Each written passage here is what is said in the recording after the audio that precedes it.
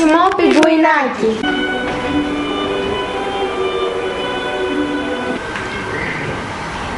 Μια φορά και έναν καιρό ήταν ένα πιγκουινάκι. Ένα όχι και τόσο όμορφο πιγκουινάκι. Οπουδήποτε κι αν πήγαινε, κάθε παιδί το κορόιδευε.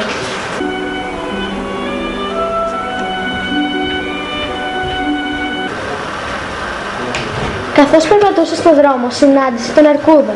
Εκείνος του έδειξε τις καραμέλες για να τον προσεγγίσει και άρχισε να τρέχει προς την κορυφή ενός χιονισμένου βουνού. Εκεί ο Αρκούδος χτυπούσε με ένα ρόπαλο το πιγκουινάκι.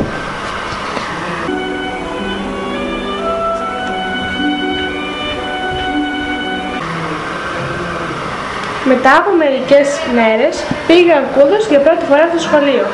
Δήθεν με καλές προθέσεις. Το πιγκουινάκι τρόμαξε και κρύφτηκε κάτω από το φρανείο του.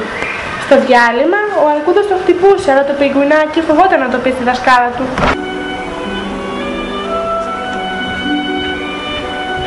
Κάθε μέρα τον χτυπούσε και πιο δυνατά και πιο δυνατά, ώσπου μια μέρα δεν ήθελε να πάει πια στο σχολείο.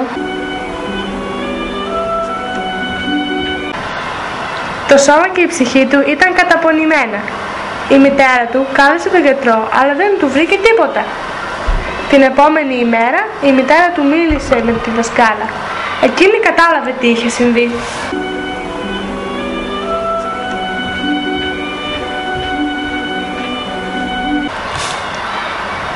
Ύστερα, αφού η δασκάλα μίλησε στον Αρκούδο, εκείνος σταμάτησε να χτυπάει το πιγκουινάκι. Από εκείνη την ημέρα, το πιγκουνάκι και ο Αρκούδος έγιναν αχώριστοι φίλοι.